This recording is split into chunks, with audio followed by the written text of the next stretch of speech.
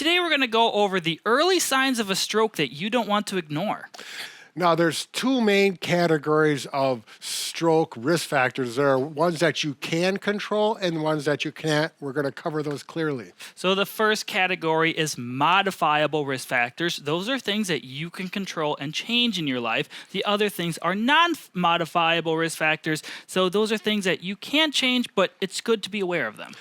And it is really important that you understand there are risk factors that a lot of people will have, but if you just have one risk factor, that doesn't mean you're going to have a stroke. You need to follow through and see how many risk factors you have before you decide what you need to do to manage it and improve it. So first, we're going to go over modifiable risk factors or things that you can control. Now, the first one is unhealthy diets.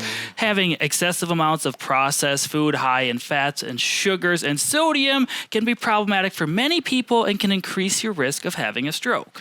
Right, so it boils down to eating healthy, avoiding the junk food, and you'll be a big step in the right direction. The next one relates to this is physical inactivity. If you're sedentary or a couch potato, that inactivity is going to slow down your circulation and it puts you more at risk for stroke because it really leads to high blood pressure and stress. We'll talk more about that later. So regular exercise can help lower your blood pressure, your weight, as well as your cholesterol, which helps reduce your risk of a stroke. So just exercising can help a lot. You don't have to run a marathon. Simply walking daily or every other day is a great place to start. It'll make a big difference. Another big risk factor is smoking. Smoking actually damages blood vessels and can increase your risk for having a blood clot. Right. As some people may not know, a stroke literally is a blood vessel that ruptures or gets plugged up, restricting blood flow to the brain. They relate hand in hand.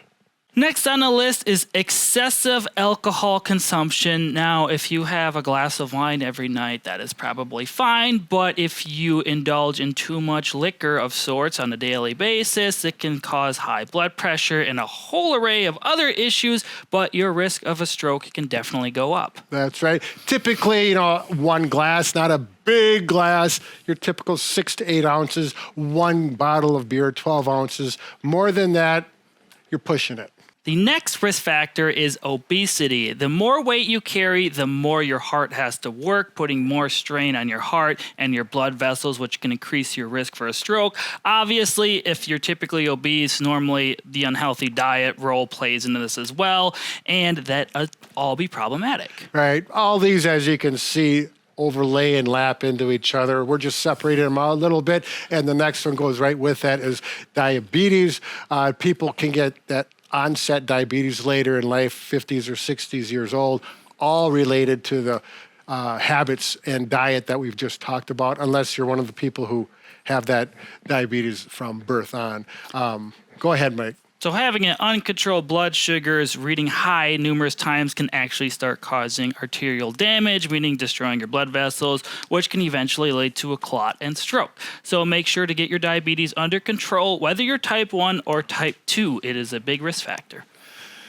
And finally, we're going to talk about high blood pressure. If you think about blood pressure like the pressure in a hose, the higher the pressure, the more risk that hose can rupture, and that would be a hemorrhagic stroke. We want to avoid that, so get that blood pressure down, and it's one of those things that will also make you feel better in general. If you have high blood pressure, you typically don't feel well in general. Next, we're going to talk about non-modifiable risk factors. So these are things you can't really control. Some of them are just due to genetics, but just because you have these doesn't mean you are going to have a stroke. We're just going through this correlational data they have found through the years. That's right. So first... Oh, I'm sorry. Speak to your doctor if you are concerned. It'll make you feel so much better as they go through things properly with a good assessment. So the first non-modifiable risk factor is age. The older you are, typically the higher risk of strokes you have. Now, this is commonly due to unhealthy, modifiable things in your past. Just because you're older doesn't mean you're going to have a stroke, but they are more common as we age. Right, that's the statistical thing, family history. If you've had people in your, uncles, aunts, particularly people closer, parents or siblings that have stroke, you're higher risk for a stroke, so behave. Now, according to statistics, also your race and ethnicity can play a role. People that are African American, Hispanics, and Asian Americans are at a higher risk of stroke. Now, a lot of this is from statistics. In other words, it's actually from things that have happened. They have all the statistics out there. This one's interesting. Men are more likely to have a stroke. However, women are more likely to have a fatal or a stroke that actually puts them in the grave. Next, if you have any of these specific medical conditions, you may be at a higher risk of stroke. These include atrial fibrillation, sleep apnea, and high cholesterol. And the next topic is a TIA. In other words, a transient ischemic attack. A lot of times they're called mini strokes. People have symptoms of a stroke. They come on for a few hours, maybe a day, but then they resolve and they're completely gone within 2 days or so. Now, these are something that you really want to be aware of. Mike, can you follow up with that?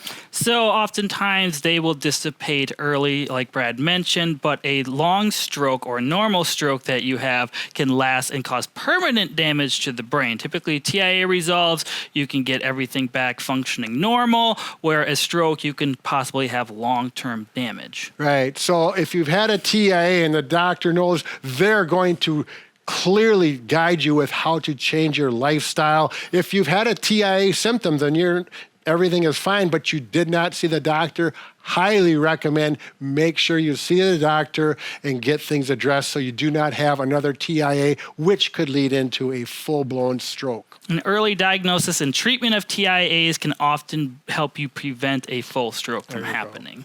So if you have numerous risk factors from both lists and you are concerned, you should definitely go see your doctor and get a proper diagnosis, get some things checked out, and they can put you in good hands to prevent a stroke.